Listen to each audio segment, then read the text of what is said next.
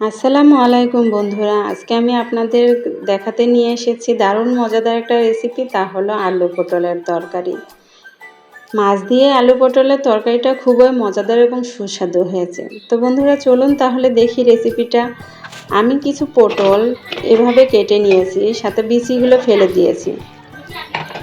তা আমি একটা পাতিলের মধ্যে ভালো করে ধুয়ে সেই পাতিলে আবার সেদ্ধ দিয়ে দিলাম। তা আমি একটা আলু এভাবে কেটে নিয়েছি।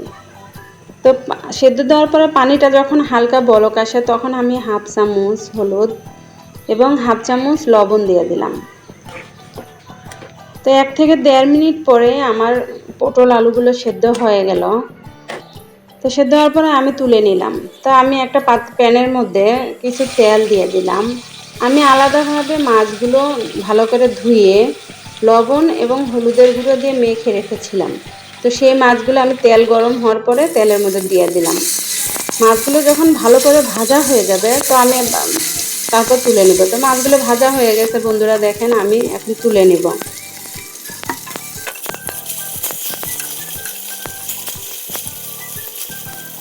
তারপর মাছ তোলার পরে যে অবশিষ্ট তেলটা থাকে আমি সেই তেলের মধ্যে পেঁয়াজ এবং কয়েক টুকরো মরিচ দিয়ে দিলাম।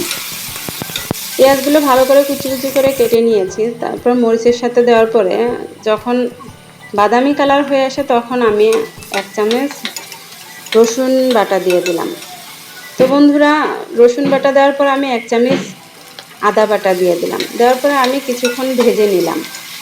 ভেজে নেওয়ার পরে তো পেঁয়াজ এবং আদা বাটাগুলো যখন মশলাগুলো ভালো করে ভাজা হয়ে যাবে তখন আমি এইখানে হলুদ গুঁড়ো দিয়ে দিব। তো বন্ধুরা আমি এইখানে 1 চামচ হলুদ গুঁড়ো দিয়ে দিলাম এবং 1 চামচ মরিচের গুঁড়ো দিয়ে দিব। তারপর কিছুক্ষণ নেড়ে চেড়ে দেওয়ার পরে আমি এইখানে পরিমাণ মতো লবণ দিয়ে দিলাম। আমি এখানে লবণ 1 চামচ থেকে 1.5 চামচের মতো দিয়েছি। তো কিছুক্ষণ নেড়ে চেড়ে দেওয়ার পর আমি 1 চামচ ধনিয়া গুঁড়ো দিয়ে দিলাম। ধনিয়া গুঁড়ো দেওয়ার পরে 30 থেকে 35 সেকেন্ডের মতো আমি নেড়ে চেড়ে দেওয়ার পরে এখানে টমেটো কিউব করে কেটে রাখা টমেটোগুলো দিয়ে দিলাম। আমি এখানে বড় সাইজের একটা টমেটো নিয়েছি। তো হালকা কিছু পানি দিয়ে আমি ভালো করে কষিয়ে নেব। টমেটোগুলো যখন কষানো হয়ে গেল তখন আমি এখানে সিদ্ধ করে রাখা যে পটল আলুগুলো ছিল সেগুলো এখন দিয়ে দিলাম। তো দেওয়ার পরে কিছুক্ষণ নেড়ে চেড়ে দেওয়ার পরে আমি এখন ঢেকে রাখবো।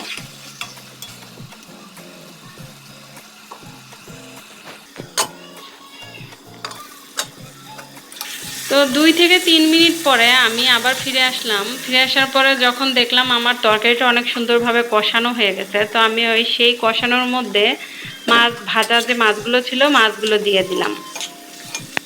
দেওয়ার পরে আবার নেড়েচেড়ে দেওয়ার পরে আমি কিছুক্ষণ ঢেকে রাখবো। তো 1 থেকে 1.5 মিনিট পরে আবার ফিরে আসলাম। তো আমার তরকারিটা দেখেন বন্ধুরা কত সুন্দর কষানো হয়ে গেছে। তো আমি এখানে পরিমাণ মতো পানি দিয়ে দেব। পানিটা আপনারা আপনাদের আন্দাজ মতোই দিয়েন। আমি এখানে এক কাপের থেকে কম হবে পানি দিয়েছি। তা আমি এখানে ঢেকে দিলাম। দেওয়ার পরে 2 থেকে 3 মিনিট পরে বন্ধুরা দেখেন আমার তরকারিটা কত সুন্দর হয়ে গেছে। আবার নেড়েচেড়ে দেওয়ার পরে আমি একটু ঢেকে রাখলাম। রাখার পরে কিছুক্ষণ পরে 1 থেকে 1.5 মিনিট পরে এসে আমি আবার দেখলাম তরকারিটা আমার হয়ে গেছে প্রায়। তো আমি কি করলাম, এখানে ধনিয়া পাতা কুচি কুচি করে কেটে রাখা ধনিয়া পাতা সেটা দিয়ে দিলাম।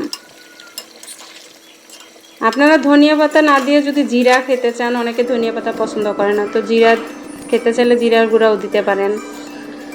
তো বন্ধুরা দেখেন আমার তরকারিটা কত সুন্দর হয়েছে।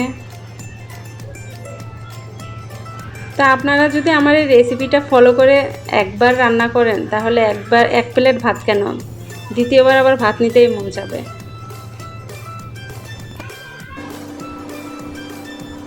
তো বন্ধুরা সবাই ভালো থাকেন, আল্লাহ হাফেজ।